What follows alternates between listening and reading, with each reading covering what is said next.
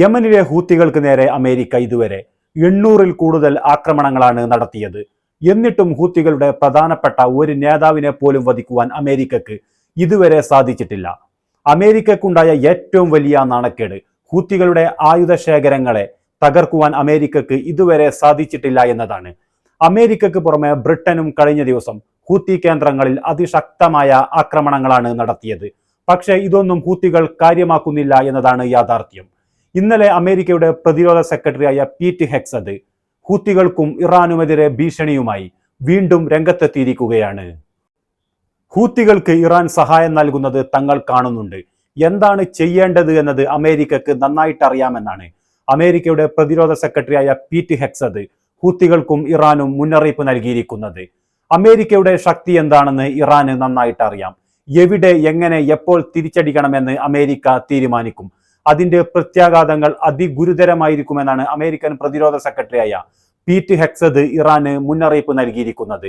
Pete ഹെക്സതിന്റെ ഈ മുന്നറിയിപ്പ് വന്ന 24 മണിക്കൂറുകൾക്കുള്ളിൽ തന്നെ ഹൂത്തികൾ ഇസ്രായേലിന് നേർക്ക് 2 ഹൈപ്പർസോണിക് മിസൈലുകൾ ഉപയോഗിച്ചുകൊണ്ടാണ് ആക്രമണം നടത്തിയത്.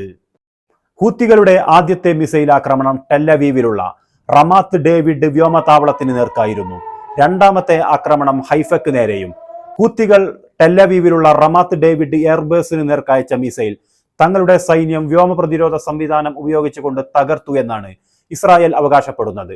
എന്നാൽ ഹൂത്തികളുടെ സൈനിക വക്താവായ ബ്രിഗേഡിയർ ജനറൽ യഹിയ സരിയ പറയുന്നത് തങ്ങൾ ഇസ്രായേലിന് നേർക്ക് നടത്തിയ ആക്രമണം ലക്ഷ്യം കണ്ടു എന്നാണ്. രണ്ടാമത്തെ ആക്രമണം ഹൂത്തികൾ നടത്തിയത് ഇസ്രായേലിന്റെ തുറമുഖ നഗരമായ ഹൈഫയ്ക്ക് നേരെയായിരുന്നു. ഹൈഫയ്ക്ക് നേരെ ഹൂത്തികൾ അയച്ച മിസൈൽ മധ്യ ഇസ്രായേലിലെ തമാറയിൽ പതിച്ചതിന്റെ വീഡിയോ ദൃശ്യങ്ങൾ പുറത്തു വന്നിട്ടുണ്ട്. ഹൂത്തികൾ ഹൈഫയ്ക്ക് നേരെ അയച്ച മിസൈൽ തങ്ങൾ തകർത്തു എന്നാണ് ഇസ്രായേൽ സൈന്യം അവകാശപ്പെടുന്നത്. ഹൂത്തികൾ അയച്ച മിസൈലിന്റെ അവശിഷ്ടങ്ങളാണ് തമാറയിൽ പതിച്ചത് എന്നാണ് ഇസ്രായേൽ അവകാശപ്പെടുന്നത്. റമാത്ത് ഡേവിഡ് എയർബേസിന് നേർക്ക് ഹൂത്തികൾ അയച്ച മിസൈൽ ഇസ്രായേലിന്റെ വ്യോമാതിർത്തിക്കുള്ളിൽ എത്തുന്നതിന് മുമ്പ് തന്നെ തങ്ങൾ തകർത്ത് കളഞ്ഞു എന്നാണ് ഇസ്രായേൽ സൈന്യം അവകാശപ്പെടുന്നത്. എന്നാൽ ഹൂത്തികൾ ഇത് നിഷേധിക്കുകയാണ്. തങ്ങൾ എന്ത് ലക്ഷ്യം വെച്ചുകൊണ്ടാണോ ആക്രമണം നടത്തിയത് ആ ലക്ഷ്യം പൂർത്തീകരിച്ചു എന്നാണ് ഹൂത്തികളുടെ സൈനിക വക്താവായ ബ്രിഗേഡിയർ ജനറൽ യഹിയ സരിയ പ്രതികരിച്ചത്. അമേരിക്കയുടെ യുദ്ധക്കപ്പലുകളെയും അതുപോലെ അമേരിക്കയുടെ താഡ് വ്യോമ പ്രതിരോധ സംവിധാനത്തെയും മറികടന്നുകൊണ്ടാണ് യമനിൽ നിന്ന് ഹൂത്തികൾ അയച്ച മിസൈൽ ഇസ്രായേലിൽ എത്തിയത്. ഹൂത്തികളുടെ മിസൈൽ ഇസ്രായേലിൽ എത്തിയതോടെ സെൻട്രൽ ഇസ്രായേലിലുടനീളം അപായ സൈറനുകൾ മുഴങ്ങിയിരുന്നു.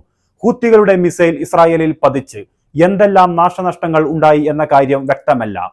എന്നാൽ ഇതുമായി ബന്ധപ്പെട്ട് ഇസ്രായേൽ സൈന്യം പറയുന്നത് യമനിൽ നിന്നും ഹൂത്തികൾ അയച്ച മിസൈലുകളെ തങ്ങൾ തകർത്തു എന്നും ഈ മിസൈലിന്റെ അവശിഷ്ടങ്ങളാണ് ഇസ്രായേലിൽ പതിച്ചത് എന്നുമാണ്.